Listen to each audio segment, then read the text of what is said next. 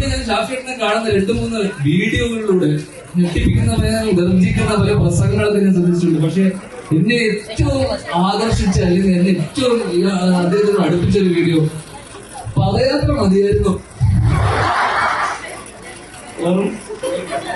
അറിയില്ലല്ലേ? അതായത് നിങ്ങൾക്ക് അറിയാത്തോണ്ടാണ് ചിരിച്ചത്. ഞാൻ എക്സ്പ്ലെയിൻ ചെയ്തത്. ഞങ്ങള് ഒരു സൈക്കിൾ റാലി നടത്തിക്കൊണ്ടിരിക്കുകയായിരുന്നു. അപ്പൊ ഇതിങ്ങനെ 100 ചില്ലറ കിലോമീറ്റർ ഉണ്ട്.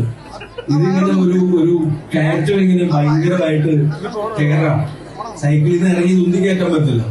അപ്പൊ ഞാൻ ചവിട്ടിക്കൊണ്ടിരുന്നപ്പം ഞാൻ കൂടുതലോട് പറഞ്ഞു, എടാ പദയാത്ര തന്നെ മതിയായിരുന്നു. അത് കഴിഞ്ഞിട്ടത് കേക്ക് പദയാത്ര തന്നെ മതിയാണ്. അപ്പൊ അവൻ പറഞ്ഞ് അണ്ണന്റെ തന്നെ ബുദ്ധിയാണല്ലോ, അണ്ണൻ ചവിട്ടിക്കോളൂ എന്ന് പറഞ്ഞു. അപ്പൊ ആരോ മുമ്പിൽ നിന്ന് പറഞ്ഞ് ഇത് ലൈവാണ്, ലൈവ് പോയിക്കൊണ്ടിരിക്കുകയാണ്. അപ്പൊ ഞാൻ അവനോട് കൈ കാണിച്ചു, എടാ അത് ഡിലീറ്റ് ചെയ്യടാ, ലൈവാണ് ഞാൻ പോസ്റ്റ് ചെയ്ത് ഡിലീറ്റ് ചെയ്യാം. അപ്പൊ അവൻ എന്നോട് തംസപ്പ് ഒക്കെ കാണിച്ചു. ഡിലീറ്റ് ചെയ്തില്ല എന്ന് മാത്രമല്ല, ഞാൻ ഈ പറഞ്ഞതും കൂടെ അവൻ ലൈവായി കൂടി. അപ്പൊ ആ വീഡിയോ പറ്റിയാണ് ഈ അണ്ണൻ പറയുന്നത്. ഈ പുള്ളി ഇതിന് വിളിച്ചു വരുത്തണ്ടായിരുന്നു എന്നതാണ്.